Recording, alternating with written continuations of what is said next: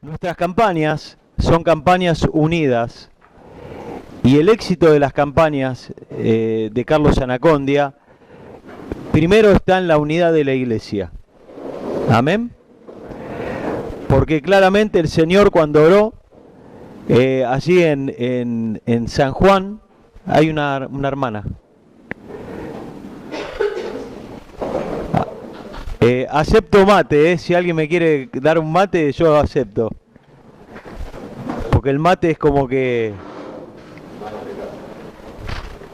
Bueno, entonces les compartía, chicos, el éxito de una campaña es primeramente en la unidad de la iglesia. Me prestan atención, ¿no? Cuando en una campaña no hay unidad, es muy difícil que haya éxito en la campaña. Porque el ministerio... Me tomo un mate y sigo. Está caliente.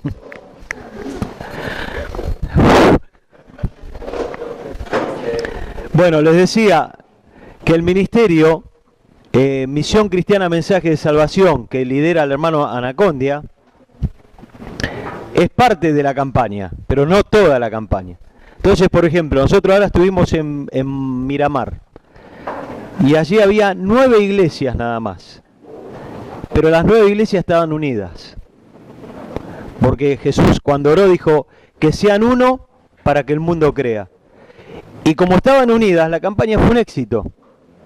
Y quizá no había grandes multitudes, pero espiritualmente la campaña fue hermosa porque había unidad. Amén. Yo les explico esto para que vean cómo funciona el ministerio del cual soy parte hace casi 27 años. Cuando hay unidad, todo es mucho más fácil. Cuando hay comunión, cuando es un mismo sentir. Y en el caso nuestro, el sentir del ministerio es ganar a los perdidos. Amén. Cuando yo tenía 16 años, yo tenía problemas de droga y siempre caminaba por la calle pidiendo plata. No porque era un vagabundo, sino porque en mi casa no me daban nada de plata porque dinero que agarraba era para droga. Y hubo algo que marcó mi vida para siempre. Después conocí al Señor. Pero fíjense, yo estaba caminando por Bernal, por la calle Cerrito, porque ahí cerca estaba la farmacia donde yo compraba droga, donde me vendían, que sabían que era para drogarme. Eran como, en esa época eran como los narcotraficantes, se consumían mucho fármaco y había farmacéuticos que vendían, y hoy mismo también, vendían medicamentos sabiendo que era para droga. Entonces yo salía de mi casa, yo vivía en Wilde, caminaba como 30 cuadras y cuando llegaba a la farmacia ya tenía el dinero para comprar lo que yo consumía. En una de esas tantas idas y vueltas, me encontré con un hombre, un barrendero, de esos que juntan hojas en la calle, y me le acerco y le digo, discúlpeme, ¿no me prestaría algo de dinero para viajar? Era mentira, yo iba juntando dinero para comprar droga. Y este hombre me dice, bueno, te voy a prestar. Cuando me dijo así, inmediatamente me dice, ¿me dejás decirte algo? Y yo con tal de que me preste, le iba a escuchar lo que me quería decir. Me dijo, Jesús te ama. Y yo como era muy ignorante de las cosas de Dios, enseguida relacioné porque mi mamá hacía una semana le habían invitado al culto a Umbanda. Porque de la misma manera que el pueblo de Dios trabaja para ganar a los perdidos, el diablo también trabaja. Amén. Por eso, qué importante tener carga por aquellas personas que están sin Cristo. Cuando este hombre me dice Jesús te ama, yo enseguida, como era ignorante de las cosas de Dios, relacioné dónde habían invitado a mi mamá, dónde estaba. Digo, qué bueno, usted sabe que mi mamá va a Umbanda, yo pensando que todo era lo mismo.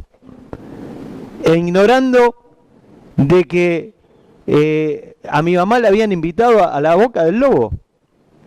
Y mi mamá había ido a una sesión porque ella estaba buscando libertad.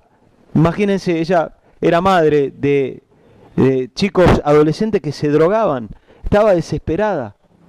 Y en la desesperación el enemigo también trabaja. Amén. Por eso nos tenemos que capacitar para arrebatarle las almas al diablo. Cuando yo le digo a este hombre, ¿usted sabe que mi mamá va a Umbanda? Este hombre como que se transformó, como que se enojó. Y así nos tenemos que poner nosotros también. Tenemos que enojarnos contra el diablo, porque es una batalla, es una guerra que tenemos constantemente contra el enemigo. Y me puso una cara tan mala que yo pensé que no me iba a prestar nada. Y cuando estos fueron unos segundos, me mira y me dice, decile a tu mamá que no vaya más a ese lugar. Y me lo dijo sin filtro, ¿eh? No me la dibujó ni nada, me dijo, porque son mentiras del diablo. Así nomás me lo dijo. Cuando este hombre me dijo eso, yo lo creí y le digo, bueno, muchas gracias, le voy a decir a mi mamá. Bueno, me prestó la plata, le estoy hablando hace muchos años, tenía 16 años, hoy tengo 46, o sea, 30 años atrás. Me fui, compré lo que tenía que comprar. Cuando vuelvo a mi casa, abro la puerta y lo primero que le digo a mi mamá, y mi mamá me dice, ¿qué pasa? No vayas más ahí a Umbanda. Me dice, ¿por qué? Porque son mentiras del diablo, le dije. Bueno, entonces no voy más. Al mes estábamos aceptando a Cristo todos. Y acá estoy gracias al día que acepté al Señor. Pero yo pregunto a veces, yo me pregunto, ¿no? ¿Qué hubiera sido de mi familia si ese hombre no hubiera tenido la valentía de decirme la realidad? Porque a veces nosotros nos callamos, ¿o no? ¿A cuántos les ha pasado? Decir, no, acá mejor no hablo, o tratar de disfrazar las cosas. Este hombre directamente me dijo, son mentiras del diablo. Y yo lo creí, porque era lo que yo necesitaba. Yo no necesitaba que me la dibuje o que me hable con palabras persuasivas, sino que este hombre estaba lleno del Espíritu Santo. Y fue eso lo que impactó mi corazón. Y cuando este hombre me dijo, son mentiras del diablo, yo lo creí. Y ahí nomás, cuando se lo dije a mi mamá también dijo, basta. Y al mes estábamos aceptando a Cristo. Amén. ¿Vieron lo importante que es estar en la calle? Por eso las campañas que nosotros realizamos, sé que algunos tuvieron la oportunidad de estar en Quilmes, otros estuvieron en Berazategui. ¿Por qué tantas multitudes? Porque la gente está desesperada. Amén. ¿Cuántos tienen carga por los perdidos? Levanten la mano. ¿Cuántos tienen carga por los que están sufriendo? Si tenemos carga por los que están sufriendo, es tiempo de salir a la calle. Amén. Yo les quiero leer la Biblia, una parte de la Escritura, que si ustedes quieren anotarlo,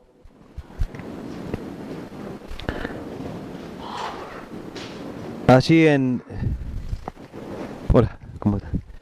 Segunda de Reyes, capítulo 4, verso 42 en adelante. Segunda de Reyes 4, 42 al 44. Dice, no sé si tienen la Biblia, si la tienen, lo pueden buscar, si no, yo se lo leo.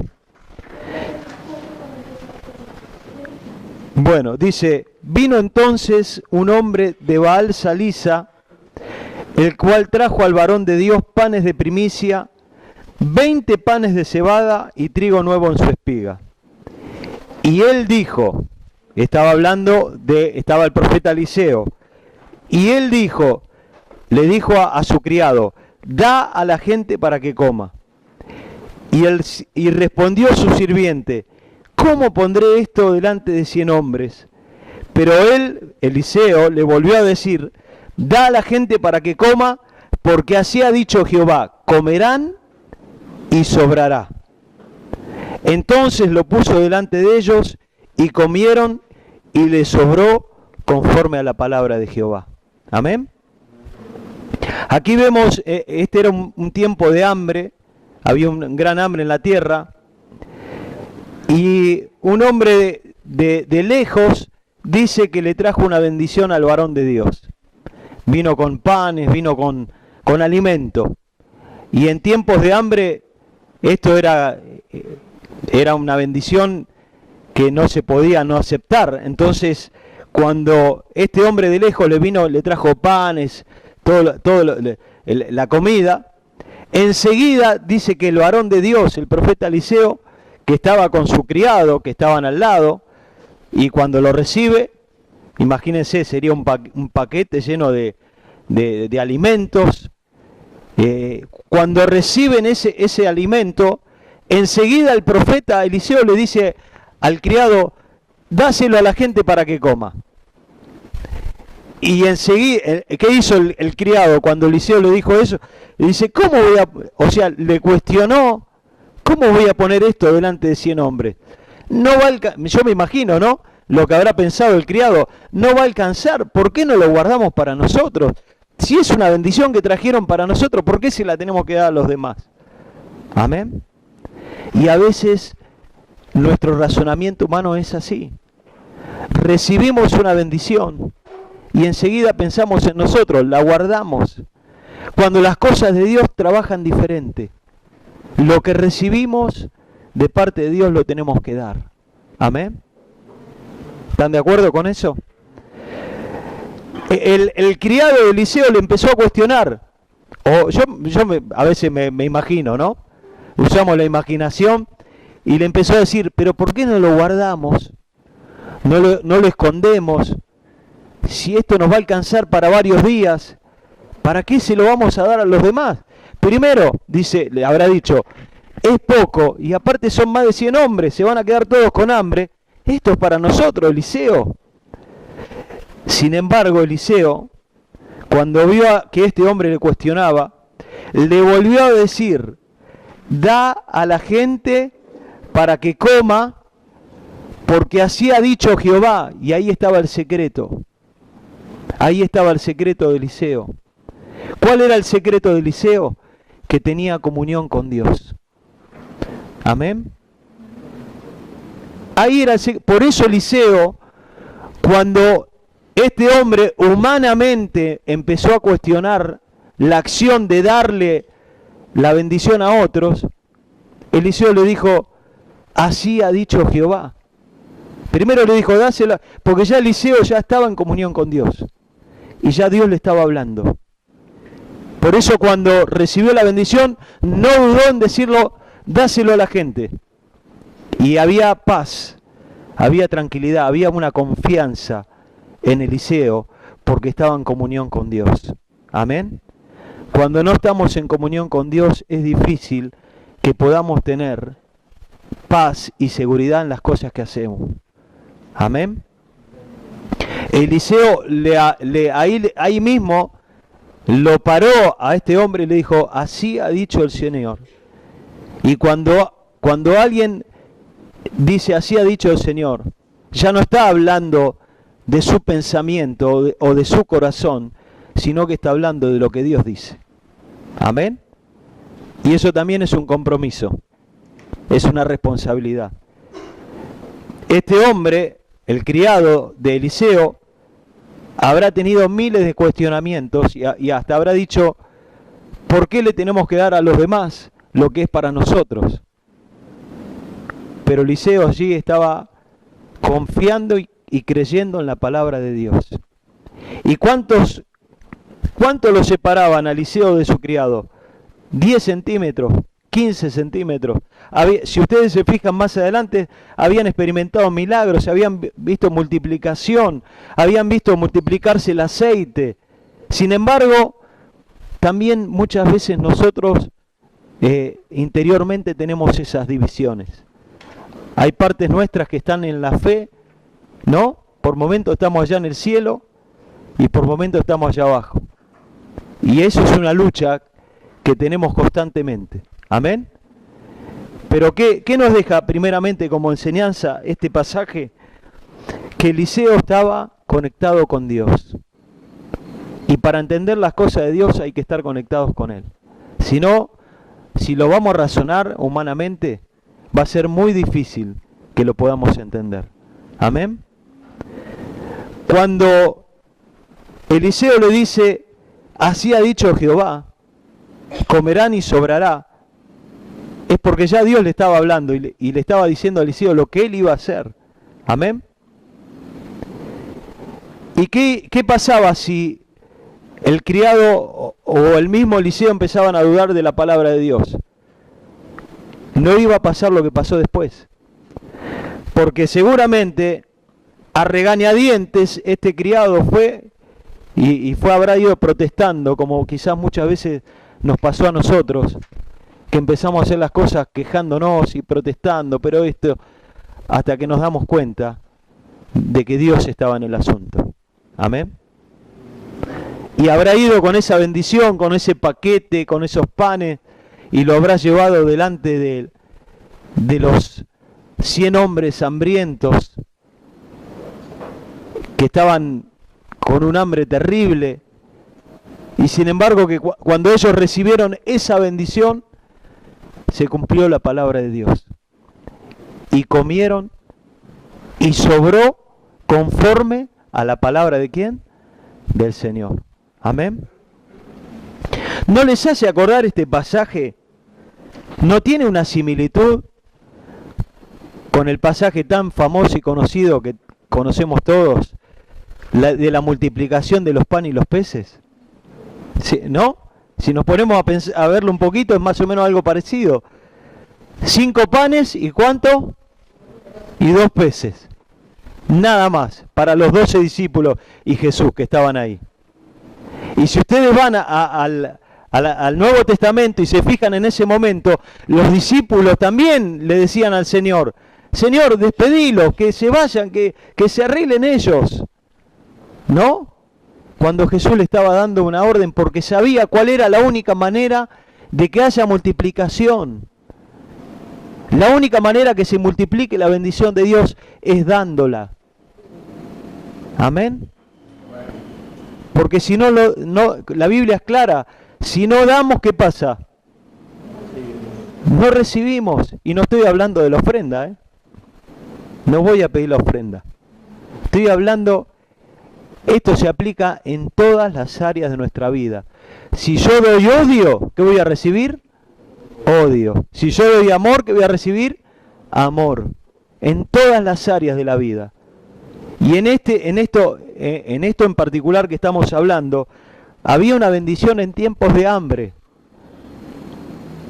Y Eliseo, al estar conectado con Dios, que esa es la clave, no tuvo una actitud egoísta de decir, esto me lo guardo para mí, esto es mío.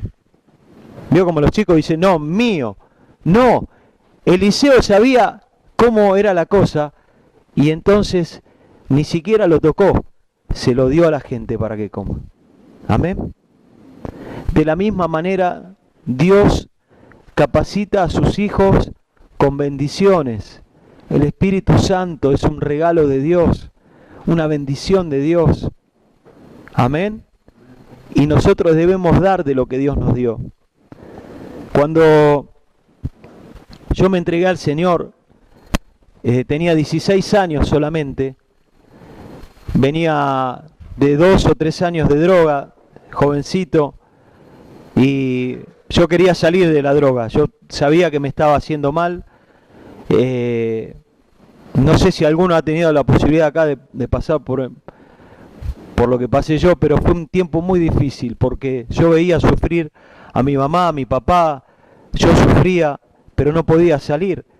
Hasta que un día, una noche me había escapado de una clínica, de un centro de rehabilitación, y cuando llego a mi casa, mi mamá estaba tirada en el piso llorando, porque le habían avisado de la clínica, mire, su hijo se escapó, y le habían dicho que no me iban a recibir más, que ya porque me había escapado 3 veces de ese lugar. Cuando llego a mi casa, mi mamá estaba tirada en el piso llorando, y cuando abro la puerta me empezó a insultar. Malas palabras. Lo que nunca me había dicho mi mamá me lo dijo ese día. Nunca me había dicho una mala palabra, ese día me dijo todas de golpe. Cuando terminó de insultarme, agacho la cabeza y le digo, mamá, tenés razón.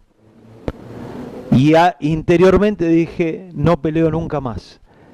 No, ya no doy más. Y me fui a dormir ese día diciendo, no peleo más con la droga. Estaba decidido a no pelear más. Me acosté, tuve terribles pesadillas por el tema de la abstinencia. Al otro día a la mañana, mi mamá me despierta, me zamarrea. Cuando abro los ojos estaba con una sonrisa. Lo primero que pensé, se volvió loca. Tanta mala sangre, tanto ida, venida, esperanza, y las madres se agarran de cualquier cosa cuando tienen hijos en la droga o enfermos. Yo lo veo en las campañas, las madres desesperadas pidiendo por sus hijos. Y claro, mi mamá se había esperanzado y desesperanzado tantas veces que yo pensé, pero ese día la sonrisa de mi mamá era diferente, estaba como resplandeciendo. Y me dice, Diego, levántate. Le digo, ¿por qué, mamá? Dice, la señora que empezó a trabajar hoy en casa me está diciendo de que hay alguien que te puede sacar de la droga. Y después me contó la historia. Cuando la señora entró, ese día empezaba a trabajar una mujer que hacía la limpieza. Cuando le vio el rostro a mi mamá, con tanta necesidad, con tanto dolor, con tanta angustia, esta mujer era una mujer creyente. E inmediatamente cuando vio la necesidad de mi mamá, le empezó a preguntar, ¿qué le pasa? Ni bien le hizo la pregunta a mi mamá, ¿qué le pasa? Mi mamá le contó toda la historia de la vida. Porque mi mamá estaba esperando, estaba hambrienta. Amén. Y ella, no es que cuando nosotros vamos a hablarle a alguien de Jesús, tenemos que ver, estudiar, a ver qué le voy a decir. La gente está esperando. La gente está desesperada. Y cuando mi mamá le contó toda la historia, esta señora le dice, yo conozco a alguien que la puede ayudar. Y mi mamá le dijo, ¿y quién nos puede ayudar si ya recorrimos todo? Centro de rehabilitación, terapia familiar, clínicas. Ayer mi hijo se acaba de escapar de una clínica y ya no lo reciben más. No tenemos más esperanza. Y esta mujer le dijo, sí, Jesús es la esperanza. Y ahí mi mamá recupera lo que ella había perdido, la esperanza. Amén. La gente pierde la esperanza y la única manera de recuperarla es a través de la predicación del Evangelio. La única manera que la gente recupere la esperanza es hablándole de Jesús. Amén. Por eso cuando mi mamá sube y me despierta y yo la veo sonriendo y me dice, levántate que esta señora me está diciendo que Jesús puede sacarte de la droga. Yo ahí pegué un salto en la cama y recupero yo la esperanza de vivir. Y ustedes me dirán, pero si tenías 16 años nada más. 2 meses antes le había dicho a mi papá, llorando en Córdoba, que me había llevado de viaje, papá, no quiero vivir más. Imagínense. Me levanto y cuando bajo, esta mujer, ni lerda ni perezosa, estaba ya, había tomado confianza, todo, había agarrado el teléfono y había llamado al pastor de ella. Y es que a veces las cosas de Dios tienen que ser así, con valentía, con arrojo. Amén. Cuando agarro el teléfono, el pastor hasta sabía mi nombre ya. Esta hermana había contado todo. Porque había algo dentro de ella que lo tenía que dar, que no se lo podía callar. Y es la única manera que eso se transforme en una fuente de agua que se va renovando constantemente. Amén. ¿Cuántos quieren una fuente de agua viva dentro suyo? A ver. ¿Cuántos quieren? A ver. Bueno, la fuente está ahí, el agua está ahí, hay que hacerla, hay que hacer que eso empiece a trabajar. Por eso Jesús le dijo a la mujer samaritana, cualquiera que toma agua va a volver a tener sed, pero si el que toma del agua que yo le voy a dar, tendrá una fuente de agua viva. Cuando agarro el teléfono, el pastor me dice, Diego, le digo, sí, te espero el domingo en la iglesia, me dice. Jesús va a hacer algo en tu vida. Eso fue un día jueves o viernes. El domingo vamos a la iglesia en Bernal. Una iglesia chiquitita, humilde, calle de tierra.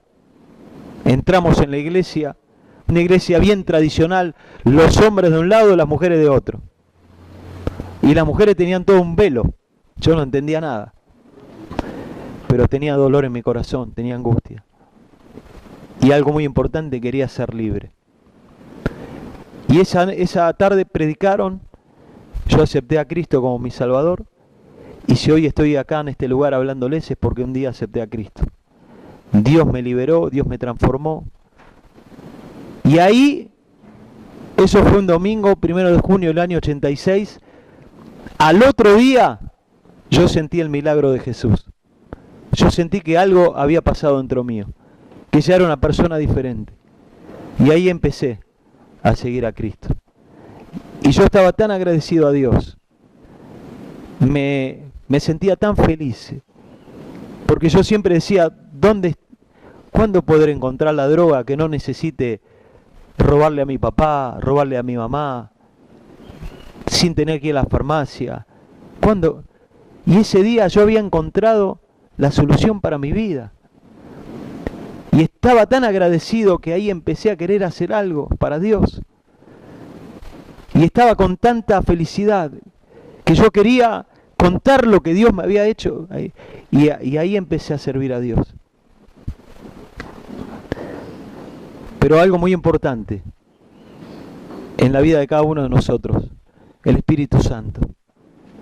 El Espíritu Santo tiene que llegar a nuestra vida para capacitarnos, para enseñarnos, para santificarnos. Amén. Yo tenía 2 meses de creyente nada más. Y en esos años, en la iglesia no había tanto seminario ni nada. Uno quería servir a Dios y el pastor enseguida te decía, bueno, ¿querés servir a Dios? Venga a servir a Dios. Pero yo tenía un problema. Si bien Dios me había sacado de la droga, yo seguía fumando tabaco.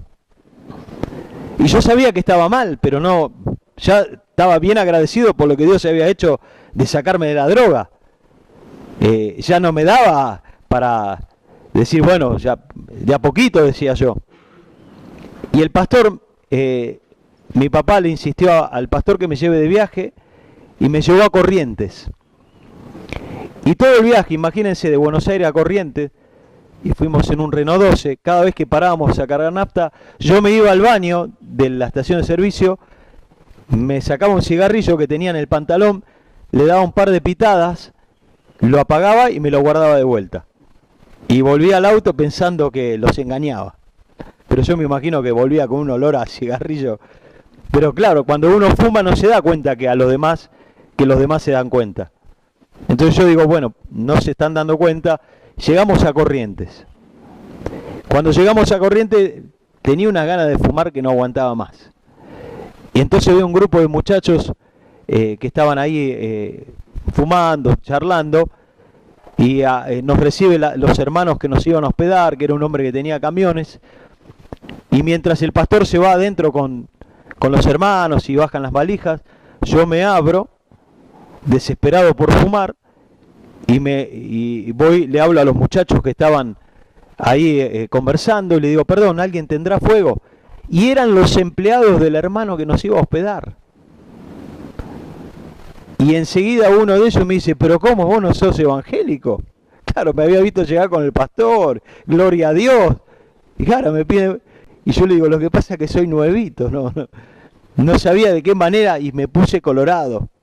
Y uno de ellos me da fuego, y cuando voy a fumar, me doy vuelta y lo veo al pastor que me estaba mirando de a 30, 40 metros. Cuando me mira el pastor, yo lo veo tuve tanta vergüenza que apagué el cigarrillo con la mano. Como todavía tenía ganas, me lo puse acá. No es que lo tiré, me lo guardé. Seguía insistiendo. Pero esos 30 metros que caminé hasta donde estaba el pastor, caminé con una vergüenza y yo dentro mío decía, este hombre ahora me sube al primer micro que salga para Buenos Aires. Cada uno acostumbrado al mundo, cómo se maneja. Sin embargo, lo primero que me llamó la atención que el pastor no me dijo ni A. Siguió tratándome como nada hubiera pasado, y eso me llamó la atención. La segunda noche, que era como un congreso, este pastor, Jorge Gomeski, que partió con el Señor hace ya unos años, ¿lo conocen? ¿Al hijo? ¿A cuál? ¿A Joel? A Joel. Bueno, el papá de Joel, que era la iglesia donde yo iba. El papá, este pastor, escuchen, ora por el Espíritu Santo, para recibir el Espíritu. ¿Cuántos tienen el Espíritu Santo? A ver, levanten la mano. ¿Cuántos recibieron el Espíritu Santo? Bueno, este pastor ora por la llenura del Espíritu Santo y yo no entendía nada, tenía 2 meses de creyente. En un momento empecé a llorar y eran como cataratas de lágrimas que me caían. Pero era algo indescriptible, yo no les puedo explicar con palabras lo que yo sentía en ese momento. Pero no me lo contaron, yo lo viví, yo lo sentí. Y yo lo miraba al pastor Gomeski como preguntándole, ¿qué me pasa? No estoy triste, estoy feliz, pero estoy llorando. Y lloraba y cataratas. Y él seguía orando por el Espíritu Santo. A partir de ese momento, cada vez que prendía un cigarrillo, era como que se me aparecía el pastor Jorge Gomeski así, gigante. Y me agarraba terror. Y tenía que apagar el cigarrillo. Volvemos de Corrientes, y ese mismo día que volvemos, mi mamá me dice, hoy hay bautismo, porque antes era así, ahora hay que hacer cursos para bautizarse, hay que avisar. En esa época, vos llegabas a la iglesia, hay bautismo, ¿te querés bautizar? Sí, dale, te vestían de blanco al agua. Y yo entendí que el bautismo, ahí nomás, entendí que era un paso más, que era como un compromiso más, era algo simbólico. Entonces, mi mamá me dice, hay bautismo, ¿qué hacemos? ¿Nos bautizamos? Y le digo, sí, mamá, pero tenemos que dejar de fumar, porque mi mamá también fumaba. ¿Y qué te parece? Le digo, si hacemos una oración y en el nombre de Jesús dejamos de fumar. Yo hasta ese momento ignoraba que era el Espíritu Santo el que estaba dentro mío, que era el plus que me daba la fuerza para tomar una decisión y aferrarme en Dios, a lo que yo iba a creer que Dios iba a hacer conmigo. Amén. Ahí está el poder del Espíritu Santo. Entonces, esa tarde o esa mañana con mi mamá oramos, Padre, te pido en el nombre de Jesús, reprendemos al cigarrillo, lo echamos fuera ahora mismo, nunca más fumamos en el nombre de Jesús, amén. Y nunca más fumé. Nunca más. A los 2 meses viene el pastor Gomeski a hablarme, porque había habido un ungimiento de obreros, y en esa época era así también. Se hacía una confraternidad, que le llamábamos, y ahí en la confraternidad empezaban a nombrar a los obreros, y pasaban adelante y los ungían como obreros. Y ese día creo que ungieron como a 200, 300 obreros. La segunda persona que llamaron para ungir en la plataforma fue a mí. Y yo fui el primer sorprendido, pues yo tenía 3, 4 meses de creyente nada más. Y cuando terminó la reunión, Pastor Gomeski me dice, quiero hablar con vos, yo creo que Dios te quiere usar, pero hay cosas que Dios tiene que seguir obrando. Y yo me di cuenta que me iba a hablar del cigarrillo. Entonces lo interrumpo, le digo, pastor, ¿qué me va a hablar? ¿Del cigarrillo? Y sí, Diego, porque hay cosas, viste, que vos tenés que ir. Le digo, no, pastor, no se haga problema. Ya dejé de fumar hace varios días. Dios me hizo libre. Y el pastor ahí nomás me dijo, bueno, entonces gloria a Dios. Amén. Fíjense la prudencia que tuvo el hombre de no enseguida caerme y decirme allí en Corrientes, ¿cómo me haces esto? Si no dejó que el Espíritu Santo obre en nuestra vida, en mi vida. Amén. Y Dios obró, Y ahí empecé a servir a Dios con todo mi corazón, con todas mis fuerzas, con todas mis ganas. Ahí me acuerdo que teníamos un programa de radio a la madrugada, en Radio Buenos Aires, y todas las madrugadas yo lo llevaba al pastor. Hasta que un día el pastor me empezó a dar para hablar en el micrófono, y me empezó a contar testimonio, y teníamos allí una gran audiencia. Y un día, yendo para la radio, el pastor Gomeski me dice: Diego, ¿querés venir a Córdoba de campaña? Y para mí que me digan una campaña era tocar el cielo con las manos. Ir a predicar, salir de las cuatro paredes e ir a predicar era la gloria. Entonces le digo: sí, ¿cómo no? No me tiene ni que preguntar, pastor, ¿cuándo salimos? Le digo. Y me dijo: la semana que viene ya vamos para Córdoba. Esa misma noche, madrugada, cuando vuelvo a mi casa, mi mamá se levantaba muy temprano, 6 de la mañana. Cuando llego a mi casa, abro la puerta y estaba mi mamá ahí tomando mate. Me dice: Diego, te tengo que decir algo. Sí, mamá, yo estaba en el cielo. En esa época estaba en la gloria, porque estaba sirviendo a Dios. Dios me había sacado de la droga, Dios me había sacado del tabaco. Estaba feliz, mi casa era la iglesia. No veía la hora que llegue el día de reunión, porque era tan feliz. Y mi mamá me dice: te tengo que dar una noticia. ¿Qué pasa, mamá?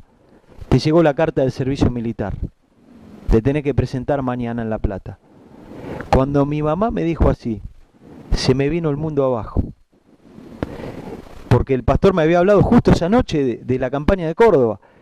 Y me fui a mi habitación a llorar. Literalmente me arrodillé y empecé como a cuestionar: ¿por qué ahora? Si yo estaba tan bien. Y empecé a llorar como un chico. Cumpliendo con las autoridades, me voy al distrito militar en La Plata. Y allí había como 300 personas, jóvenes de 18 años, 17, 18 años. Y me acuerdo que estuvimos una semana ahí adentro del distrito militar, cosa que no era normal, porque nosotros preguntábamos y siempre los chicos que enseguida le buscaban un destino.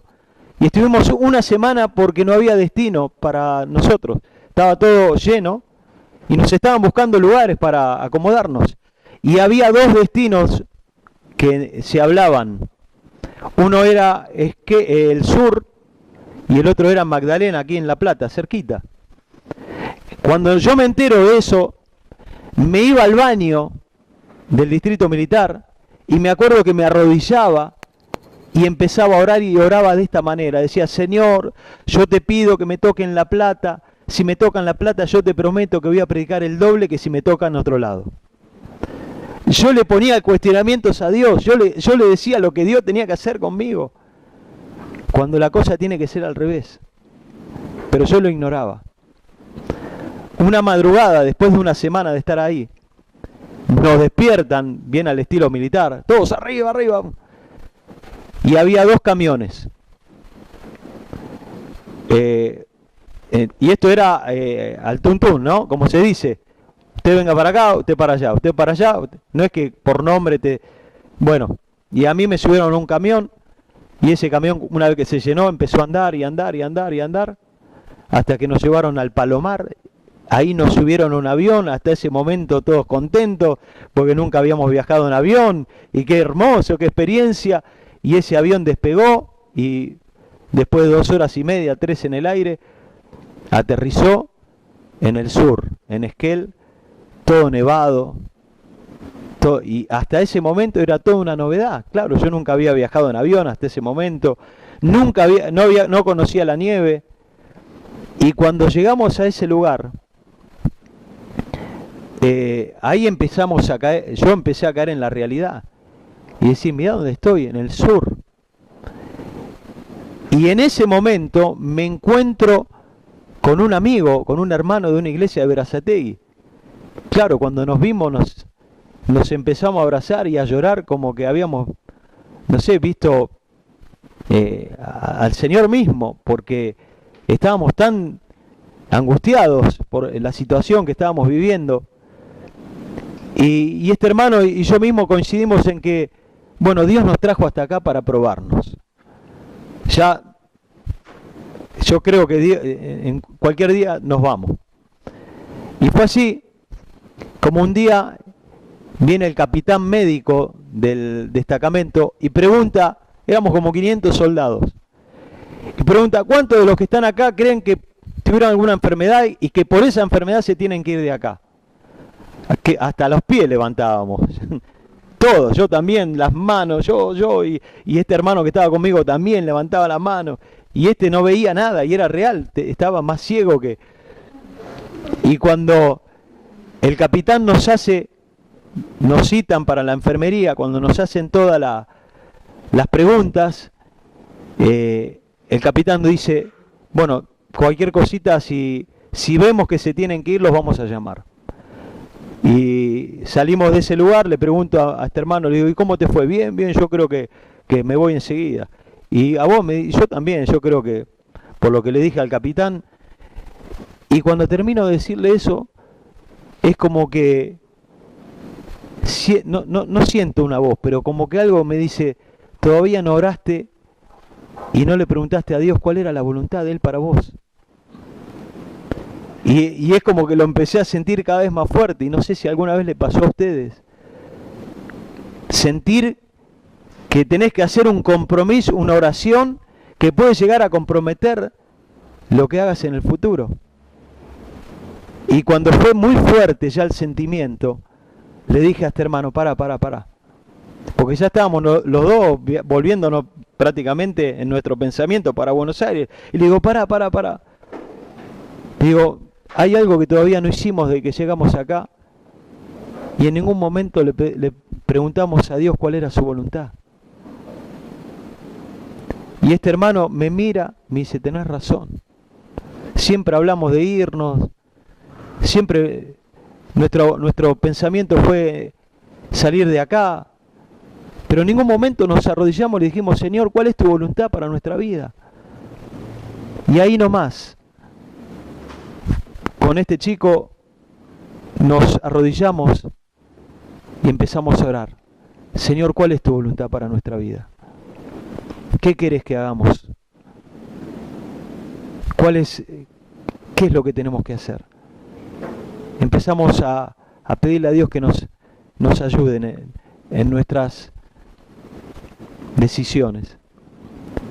Y bueno, para resumirles, nos quedamos un año ahí. No vino el capitán ni nos dijo, se pueden ir. No vino nadie. Nos quedamos un año. Y cuando nos dimos cuenta de cuál era la voluntad de Dios, empezamos a decir, bueno, ¿qué hacemos? Y yo ahí nomás tomé el compromiso de predicarle a todos los soldados del destacamento. Más de 500 soldados, sumando a los oficiales y suboficiales. Le predicamos a todos. A mí me pusieron de cuartelero en un baño, donde todos los soldados iban al baño ahí. Y venían corriendo, no venían con tiempo. Cuando uno va al baño, va. Y yo, por más que tenía 20 segundos, les hablaba de Jesucristo. Y les hablaba de lo que Dios había hecho en mi vida. Amén. Porque sabía y entendía de que yo tenía un regalo que lo tenía que dar. Cuando vuelvo del servicio militar, ya en el año 88, que ya con mi esposa hoy estábamos ya orando para poder formalizar el noviazgo, y ella es la hija de Carlos, Anacondia, me acuerdo de que cuando vuelvo a la iglesia, yo servía en la iglesia, mi tarea era en la música, yo había perdido todo mi lugar, porque claro, me había ido un año, y si bien no había sido contra mi voluntad, cuando vuelvo ya no tenía mi lugar.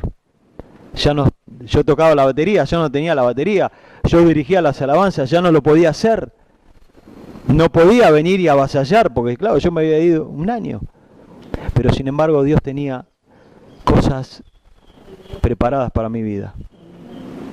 Porque uno de esos días estaba en la casa de Carlos y me acuerdo que Carlos viajaba a un país lejano y lo acompañamos con mi esposa y María, la esposa de Carlos. Y cuando yo agarro la valija de Carlos y la pongo para que él haga el check-in, María le dice a mi esposa, que era mi novia en ese momento, mirá cuando Diego viaje con papá. Y mi esposa ya de chica, ella decía que nunca se iba a casar con alguien que viaje, porque ya había viajado suficiente el padre. Y cuando yo estaba escuchando todo, cuando mi suegra le dice a mi novia en ese momento, mirá cuando Diego viaje con... Me acuerdo que mi novia dice, no mami, ¿cómo decís eso? Por favor, no digas eso. A los 20 días ya estaba viajando con Carlos. Año 88, hasta el día de hoy. Creo que muchos de ustedes no habían nacido, ¿no? ¿Alguien nació en el 88 para abajo? Vos. No te voy a preguntar la edad, pero imagínense. Un día estábamos en lo de Carlos y le pregunto a Carlos, yo todavía no viajaba con él, le digo, Carlos, ¿dónde se va? Y me voy de una campaña a la costa por 3 días. ¿Querés venir? Me dice, así nomás, terminó de hablar, me dice, ¿querés venir? Cuando me dijo, ¿querés venir? Ya tenía la valija armada. Porque era mi pasión. Porque yo necesitaba dar lo que tenía dentro mío. Amén. Por eso cuando leíamos recién este pasaje, que reciben una bendición, Eliseo, al estar conectado con Dios, lo primero que dijo, así ha dicho Jehová, comerán y sobrarán. Cuando das de lo que Dios te dio, vas a ver cómo se multiplica la bendición en tu vida. Amén. Si yo tengo un vaso de agua y, por ejemplo, aquí un vaso de agua lo lleno y lo dejo muchos días, va a llegar un momento que se va a evaporar el agua, ¿no? Si yo no doy lo que Dios nos dio, si no damos lo que Dios nos regaló, va a llegar un momento que nos vamos a sentir secos. La única manera de que esto se renueve cada día es dándolo. Amén. Porque la Biblia dice que el que da es el que recibe. Y si el que da recibe, ¿qué pasa con el que no da? No recibe. Amén. Entonces la pregunta es, ¿cuántos tienen algo para dar? Levanten la mano. ¿Cuántos tienen un regalo para dar? ¿Y cuántos quieren darlo? Porque ahí está el tema también, querer dar de lo que Dios nos dio. Pero el secreto es lo que leímos recién, la comunión con Dios. Así, ¿cuántos pueden decir, voy a hacer esto porque Dios me dijo que esto va a ser así? Amén. Pues ahí ya estamos metiendo a Dios en algo nuestro. Amén. Y es muy importante hacer la voluntad de Dios. Nosotros viajamos por todo el mundo y yo a veces veo personas que tenían ministerios preciosos en Argentina y vos le preguntás, ¿y qué haces acá? Y Dios ahora me mandó acá. Dejó todo lo que tenía que hacer.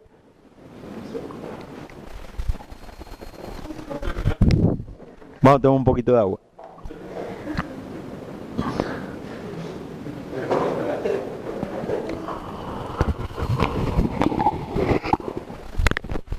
¿Mojé el micrófono? No. Bueno, les decía que muchas veces viajamos y encontramos personas que tenían ministerios hermosos en Argentina y normalmente muchos, cuando sienten la carga de viajar, no sé por qué será, pero muchos sienten viajar a Estados Unidos. Una vuelta vi un profeta en un congreso y el hombre empezó profetizaba misioneros al mundo.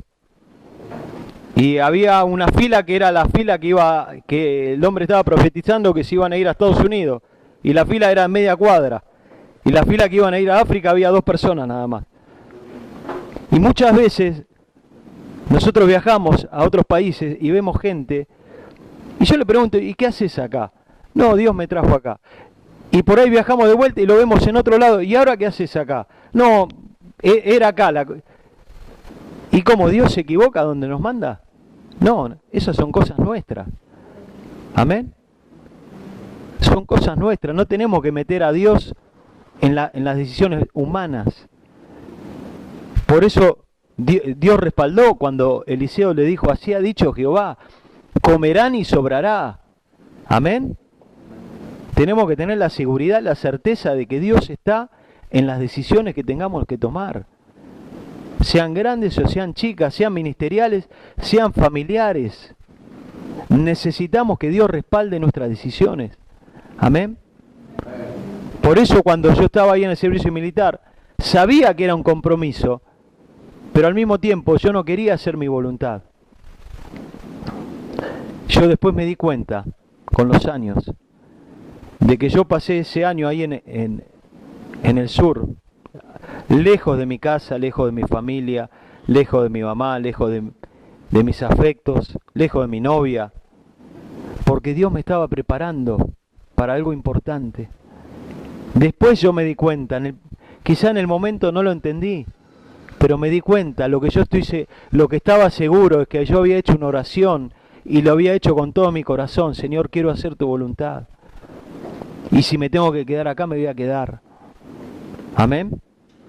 Tener esa certeza, esa convicción de plantarnos y decir, Señor, yo quiero hacer tu voluntad. No quiero hacer mi voluntad. Si nosotros hacemos nuestra voluntad, vamos a fracasar. Yo me arrodillaba, se los conté y le decía, Señor, te pido que me toque acá en Buenos Aires, si me toca acá voy a predicar. ¿Y qué le estaba queriendo decir a Dios? Que si Él me mandaba a otro lado, no iba a predicar. Y no, Dios me mostró que no era así, que Dios no trabaja de esa manera. Amén. Nosotros tenemos que encomendarnos a Dios y decirle, Señor, yo quiero hacer tu voluntad, no la mía. Porque por ahí lo que a mí me parece bien, quizá a Dios no le parezca bien. Y en el momento voy a patalear, pero más adelante me voy a dar cuenta por qué Dios quería esto para mí. Amén. Yo le doy gracias a Dios por ese año que pasé en el sur, porque fue mi preparativo. Dios me fue preparando para hoy poder estar en el ministerio. Y hace 2 años me hicieron un reconocimiento por cumplir 25 años de ministerio junto a Carlos, y me hicieron una plaqueta, me hicieron un video, y cuando terminó todo tuve que hablar y le dije, si yo tuviera que elegir de vuelta, si yo tendría la posibilidad de retroceder el tiempo y elegir de vuelta, ¿qué es lo que haría? Elegiría lo mismo, servir a Dios, estar en las campañas, porque me di cuenta que hice la voluntad de Dios. Amén. Yo me casé sirviendo a Dios, mis hijos nacieron yo sirviendo a Dios. No es que, gracias a Dios, pude estar en el parto de los 3. En el segundo llegué el día anterior. Mi esposa me decía, si vos no estás, yo no lo tengo, no sé cómo iba a ser, porque el bebé iba a nacer igual. Pero pude estar en el parto de los 3. En el del tercer hijo llegué un día anterior. En el del segundo estuve el mismo día. Me acuerdo que llegamos a una campaña en Chaco, pero yo tenía la seguridad, tenía la certeza de que Dios que iba a esperar para que cuando yo llegue, vayamos y nazca. ¿Vieron cuando uno está seguro de decir, Dios está en el asunto, no me va a fallar? Bueno, así. Hoy no sé si lo haría. No sé si porque pasaron los años, pero la verdad que no sé si lo haría. Quizás dudaría de hacerlo.